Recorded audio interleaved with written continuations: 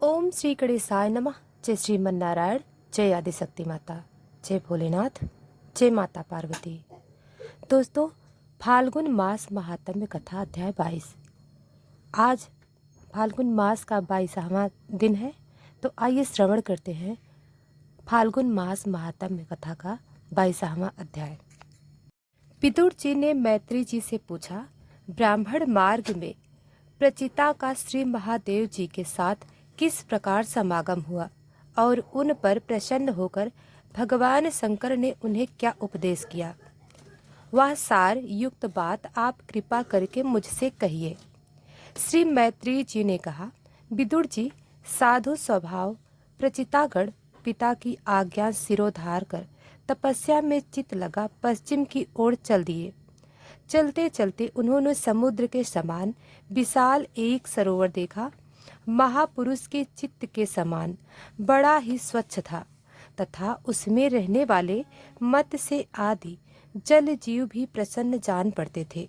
वहाँ मृदंग आदि बाजों के साथ अनेकों दिव्य रागिनियों की क्रमशः गायन की मधुर ध्वनि सुनकर उन राजकुमार को बड़ा आश्चर्य हुआ।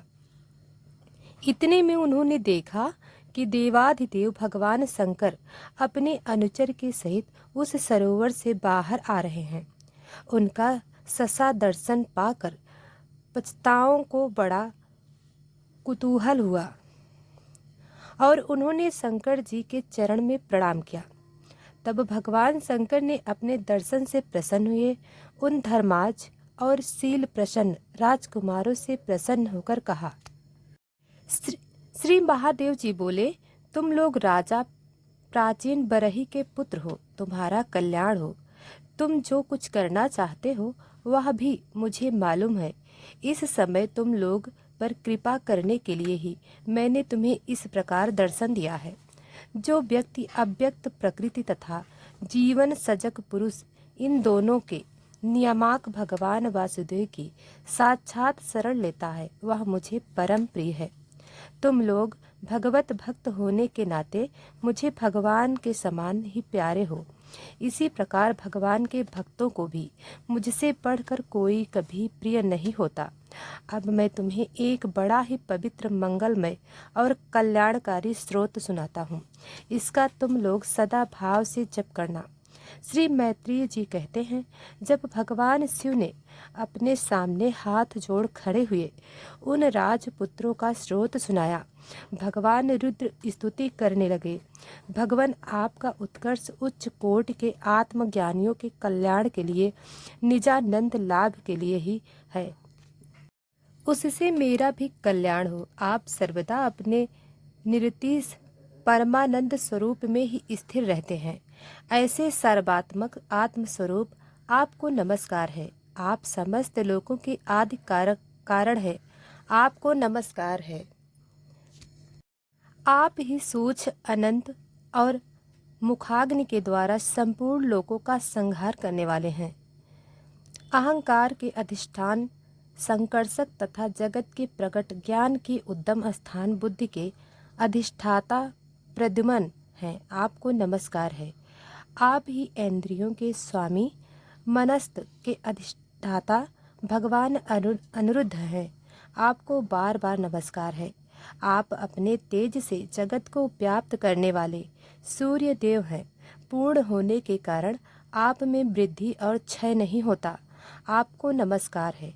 आप ही पुराण पुरुष तथा सांख्य और योग के अधीश्वर भगवान श्री कृष्ण हैं। आप सब प्रकार की कामनाओं की पूर्ति के कारण साक्षात मंत्र मूर्ति और महान धर्म स्वरूप है।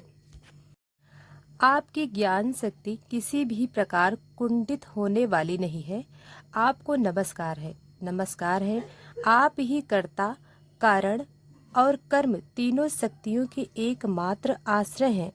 आप ही अहंकार के अधिष्ठाता रुद्र हैं। आप ही ज्ञान और क्रिया स्वरूप हैं।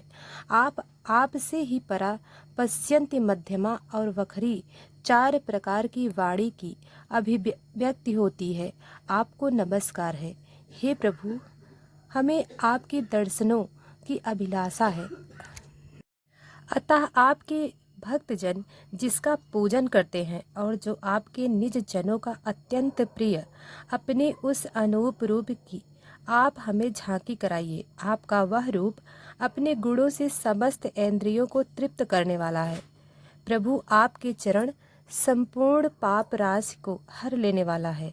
हम तो केवल यही चाहते हैं कि जिन लोगों ने आपकी कीर्ति तथा तीर्थ में आंतरिक और ब्रह्म स्नान करके मानसिक और शारीरिक दोनों प्रकार के पापों को धो डाला है, तथा जो जीवों के प्रति दया, राग, द्वेष रहित चित्त तथा सरलता आदि गुणों से युक्त है, उन आपके भक्त जनों का संग हमें सदा प्राप्त होता रहे, यही हम पर बड़ी कृपा होगी। राजकुमारों, तुम लोग विशुद्ध भाव से सर्वधर्म का आचरण करते हुए भगवान में चित्त लगाकर मेरे कहे हुए इस स्रोत का जप करते रहो। भगवान तुम्हारा मंगल करेंगे। तुम लोग अपने अंतःकरण में स्थित उन सर्वभूतायामी परमात्मा श्री हरि का ही बार बार स्तवन कर और चिंतन करते हुए पूजन करो। मैंने तुम्हें यह योगादेश नाम का स्रोत सुनाया है। तुम लोग इसे मन से धारण कर मुनि का व्रत आचरण करते हुए इसका एकाग्रता से आदर पूर्वक अभ्यास करो। यह स्रोत पूर्व काल में जगत विस्तार के इच्छुक प्रजापतियों के प्रति भगवान ब्रह्मा जी ने प्रजा उत्पन्न करने की इच्छा वाले हम भृगु आदि अपने पुत्रों को सुनाया था। जब हम प्रजापति हो के प्रजा का विस्तार करने की आज्ञा हुई, तब इसके द्वारा हमने अपना अज्ञान निवृत्त करके अनेक प्रकार की प्रजा उत्पन्न की थी। जो भगवत परायण पुरुष इसका एकाग्र चित्त से नित्य प्रति जाप करेगा, उसका शीघ्र ही कल्याण हो जाएगा। इस लोक में सब प्रकार के कल्याण साधनों में मोक्षदायक ज्ञान ही सबसे श्रेष्ठ है। ज्ञान नौका पर चढ़ा हुआ पुरुष अनायासा ही इस दुष्ट संसार सागर को पार कर लेता है।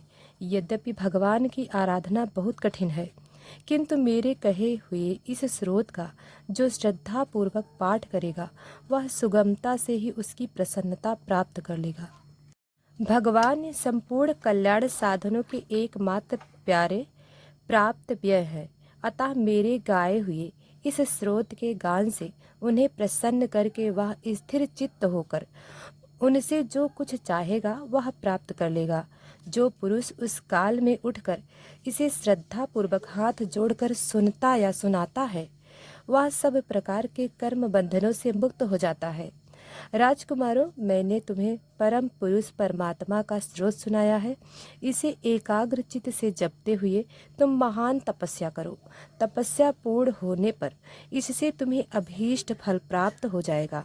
श्री मैत्री जी कहते हैं, विदुर जी, इस प्रकार भगवान शंकर ने